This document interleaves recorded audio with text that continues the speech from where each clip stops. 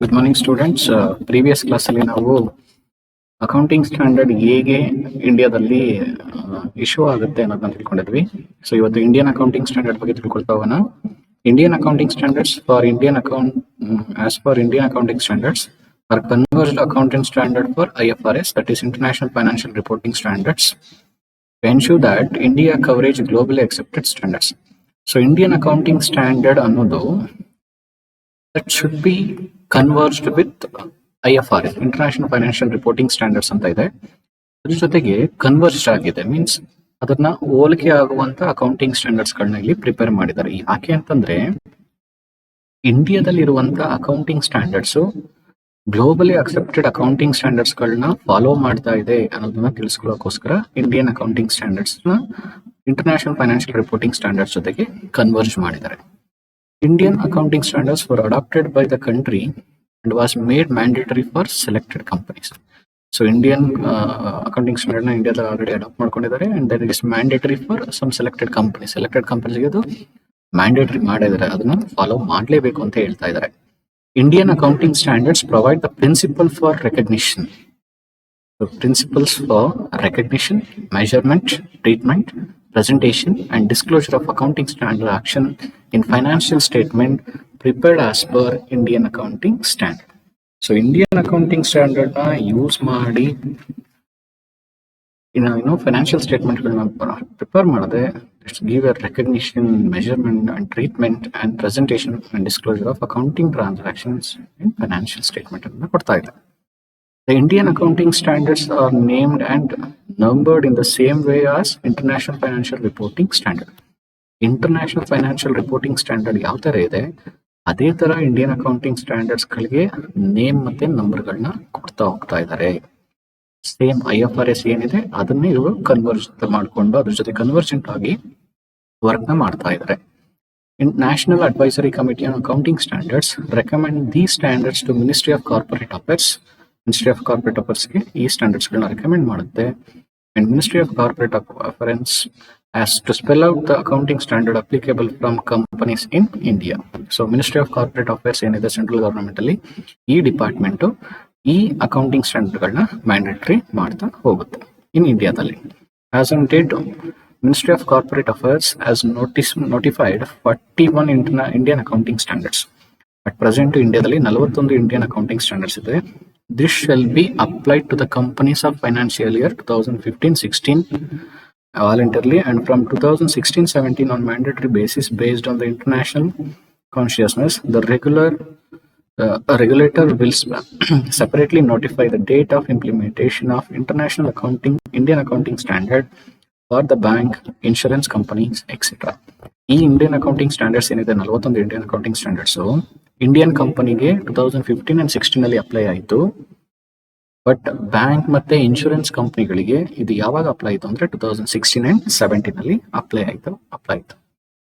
Objective of Indian accounting standards. So Indian accounting standards ನ ಏನಕ್ಕೋಸ್ಕರ ಮಾಡಿದ್ದಾರೆ ಅಂತಂದ್ರೆ, before the introduction of Indian accounting standards, financial statement are prepared on the basis of accounting standards. Indian accounting standard ಗಿಂತ ಮುಂಚೆ ಬರೀ accounting standards ಅಂತ ಇತ್ತು.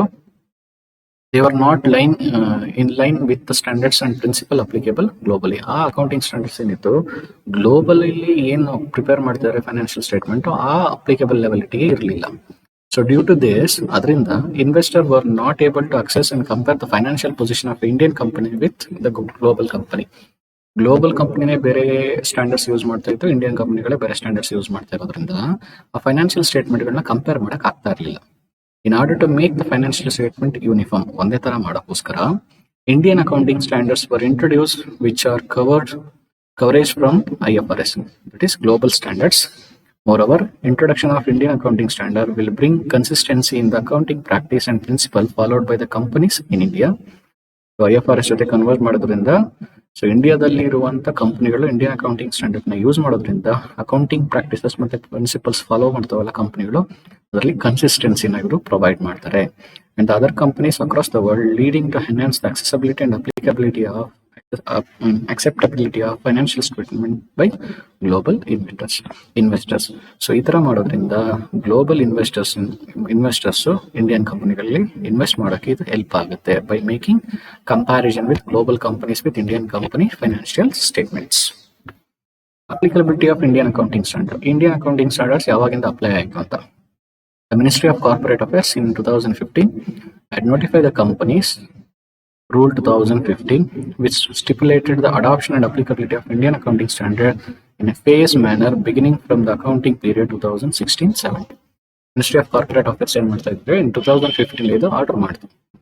So they have got to stipulate ಅದು ಸ್ಟೆಪ್ ಬೈ ಸ್ಟೆಪ್ ಅಡಾಪ್ಷನ್ ಮಾಡ್ಕೊಳ್ತಾ ಹೋಗಿದೆ. ಇದು ಯಾವಾಗಿಂದ ಸ್ಟಾರ್ಟ್ ಆಗ್ತದೆ ಅಂದ್ರೆ 2016 and 17 ಇಂದ ಆಯಿತು. The MCA has since issued the pre-amendment rule on each year 2016, 17 and 18.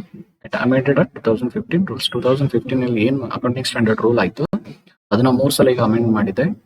That is step by step ಅದು ಅಪ್ಲಿಕೇಬಲ್ ಮಾಡ್ತಾ ಹೋಗ್ತಾ ಇದೆ. The Indian accounting standards basically standard that have been harmonised with IFRS to make reporting by Indian companies more global accessible. So Indian company ಏನಿದೆ ಅವು Indian accounting standard ನ use ಮಾಡೋದ್ರಿಂದ that is similar with IFRS ಆಗಿರೋದ್ರಿಂದ they can easily the accounts of Indian company easily compare with global companies and globally accessible ಆಗ್ತವೆ. Since India companies have a far wider global reach now as compared with earlier, the need to coverage reporting. So Indian accounting standard ನ apply ಮಾಡೋದ್ರಿಂದ ಇಂಡಿಯನ್ ಕಂಪನಿಗಳಿಗೆ ಈಗ more global coverage ಸಿಗುತ್ತೆ. Phases of adoption. ಯಾವಾಗಿಂದ adoption ಆಗ್ತದೆ phase by phase ಅಂತ ಹೇಳಿದ್ನಲ್ಲ. ಫಸ್ಟ್ ಫೇಸ್ ಯಾರಿಗೆ ಮ್ಯಾಂಡೇಟರಿ ಆಯ್ತು ಅಂದ್ರೆ mandatory applicable for accounting standard to all the companies from 1st April 2016. It is listed or unlisted company. Its net worth is greater than or equal to ₹500 crore. ಯಾವ ಕಂಪನಿಗಳು ತಮ್ಮ net worth 500 crore ಗಿಂತ ಜಾಸ್ತಿ ಇದೆ ಅವರು ಕಂಪಲ್ಸರಿಯಾಗಿ Indian accounting standard ನ 1st April 2016 ಇಂದ follow ಮಾಡಬೇಕು ಅಂತ ಹೇಳ್ತೀವಿ. ಫೇಸ್ 2 ಅಲ್ಲಿ ಯಾವಾಗ ಇದು ಫೇಸ್ 2 ಬಂತು ಅಂದ್ರೆ 1st April 2017. It is listed company are in the process of being listed in stock exchange. The net worth is greater than or equal to ₹250 crore and but less than 500 crore. 250 ಕೋಟಿಯಿಂದ 500 ಕೋಟಿವರೆಗೆ net worth ಇರುವಂತಹ ಕಂಪನಿಗಳು face 2 ಅಲ್ಲಿ apply ಮಾಡ್ಕೋಬೇಕು. Face 2 ಯಾವಾಗಿಂದ ಬಂತು ಅಂದ್ರೆ 1st April 2017 ಇಂದ ಬಂತು. ಫೇಸ್ 3 ಇದು ಫೇಸ್ 3 ಯಾವಾಗ ಬಂತು ಅಂದ್ರೆ 1st April 2018 ಅಲ್ಲಿ ಆಯ್ತು. Net worth is more than or equal to ₹500 crore with effect from 1st April 2018. So 2005 ಯಾವ ಕಂಪನಿಗಳ net worth more than 500 crore ಇದೆ ಅಂತ ಕಂಪನಿಗಳಿಗೆ 2018 ಇಂದ 1st April 2018 ಇಂದ ಇದು ಅಪ್ಲೈ ಆಗ್ತಿತ್ತು. And National Bank and Financial Corporation whose net worth in the more than or equal to ₹250 crore but less than ₹500 crore shall have an Indian accounting standard mandatory applicable to them effect from 1st April 2019. So bank ಮತ್ತೆ financial corporations ಏನಿವೆ ಅವುಗಳು ಯಾವಾಗಿಂದ ಇದನ್ನ apply ಮಾಡ್ಕೊತು ಅಂದ್ರೆ 1st April 2019 ಇಂದ apply ಮಾಡ್ಕೊಂಡಿದೆ. ಈಗ present ಯಾವ ಬ್ಯಾಂಕ್ ಗಳಿಗೆ ಇದು ಆಗಿದೆ ಅಂತಂದ್ರೆ ಯಾವ bank net worth more than 250 crore but less than 500 crore ಇದೆ ಅವ್ರಿಗೆ ಮಾತ್ರ ಈಗ ಇದು ಅಪ್ಲಿಕೇಬಲ್ ಆಗಿದೆ. ಟು 2019 ವರೆಗೆ ಇದು ಅಪ್ಲಿಕಬಿಲಿಟಿ ಈ ತರ ಫೇಸ್ ಅಲ್ಲಿ ಮಾಡಿದೆ. ಇನ್ನು ಮುಂದೆ ದಿನಗಳಲ್ಲಿ ಇದೇ ಫೇಸ್ ತರ ಇದು ಎಲ್ಲಾ ಫೀಲ್ಡ್ ಗಳಿಗೂ ಅಕೌಂಟಿಂಗ್ ಸ್ಟ್ಯಾಂಡರ್ಡ್ ನ ಅಪ್ಲೈ ಮಾಡೋಕೆ ಇದು ಇಂಡಿಯನ್ ಅಕೌಂಟಿಂಗ್ ಸ್ಟ್ಯಾಂಡರ್ಡ್ ನ ಅಪ್ಲೈ ಮಾಡಕ್ಕೆ ಪ್ರೋಸೆಸ್ ಮಾಡ್ತಾ ಇದೆ. Thank you.